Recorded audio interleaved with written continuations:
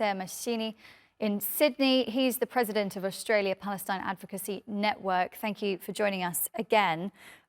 We are just obviously reacting to this breaking news that Hamas's chief Ismail Haniyeh has been assassinated in Iran's capital, Tehran, overnight.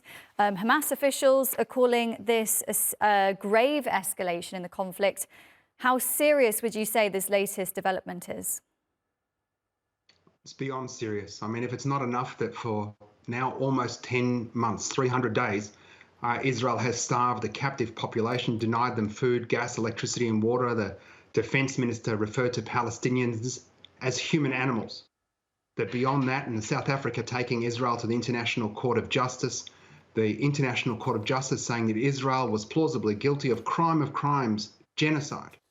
That now extrajudicial assassinations in foreign countries, these are war crimes. Israel needs to be held account. No longer should it take a place as a quote-unquote normal country.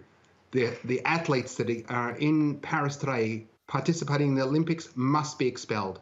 Every country must expel their ambassadors. They should be recalling their own. Any sort of military trade that is done with the state of Israel must cease. We need to sanction this rogue, genocidal apartheid regime until it ceases to exist. The world cannot sit idly by and allow Israel to act in this absolutely abhorrent manner. Nasser, one of our correspondents, Ashraf Shannon, called this a catastrophe for Palestinians. Do you agree with that? I don't think it's a catastrophe. A catastrophe for Palestinians is the ongoing genocide and a complicit West. The catastrophe for Palestinians is the ethnic cleansing of Palestine in 1948. Palestinians are willing to and ready to sacrifice their lives for their liberation. I said it earlier and I'll say it again, every piece and every fibre and every bit of DNA in a Palestinian will resist. If you cut us into 10 pieces, each of those 10 pieces would resist. Like all Indigenous people, we strive to go home and live in peace and sanctity in our ancestral homes. This is a catastrophe for his family. This is painful for the movement. But Hamas is not the Palestinians. Hamas is an idea. Hamas is a part of the people. Hamas is a movement. The Palestinians will not be broken. They will not be conquered. Palestine will be free from the river to the sea. This is just merely another step in that direction. And we're hearing that Hamas officials are saying that the assassination will not go unpunished. What kind of response do you think we can expect from Hamas? Look, I can't speak to what they are planning to. I'm in Australia, as you know. It's 10 months later. I imagine the military capacity has been degraded. But one thing it will absolutely do is fortify every single Palestinian's will, their resolve, to continue to fight until Palestine is liberated. It's past time to not leave the Palestinians to this fight on their own.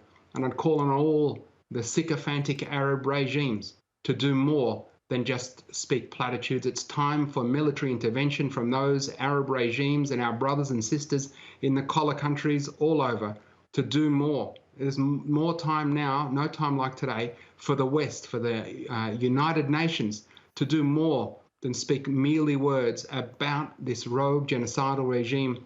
He risks, Benjamin Netanyahu, endeavouring to save his own skin.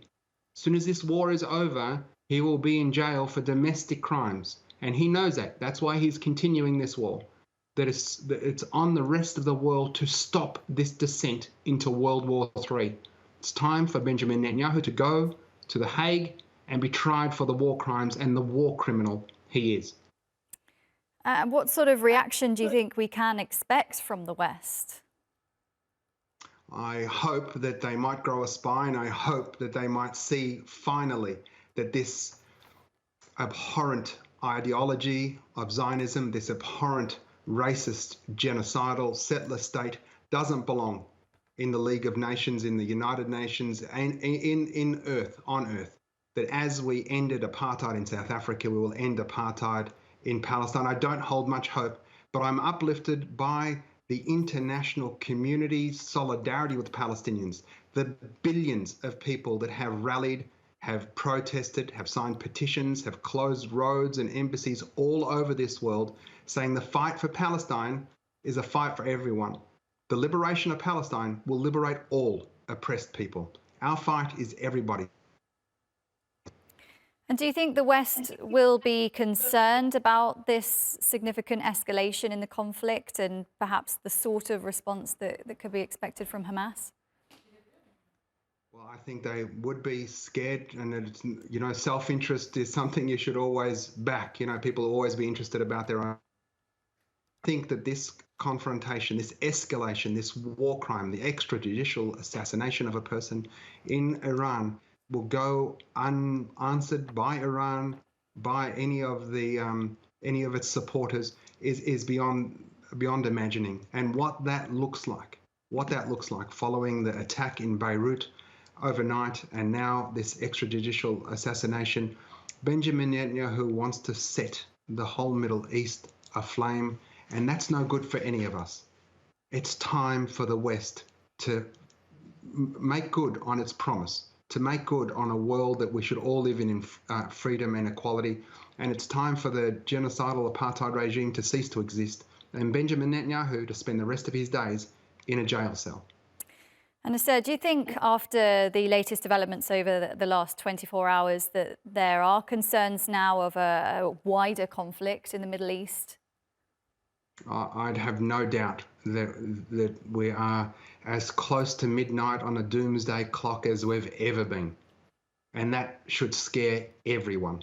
And the fact that one person, because they personally don't want to be tried civilly in the apartheid state of Israel, that he personally is doing this to save his own personal skin, should give rise to every Western leader to immediately intervene. This has to stop, and it has to stop now, and it can, because the 24/7, 365-day conveyor belt of weaponry that is coming from the West that allows for Israel to do this can stop now, and must. Okay, Nasser Mashni, thank you, live from Sydney there.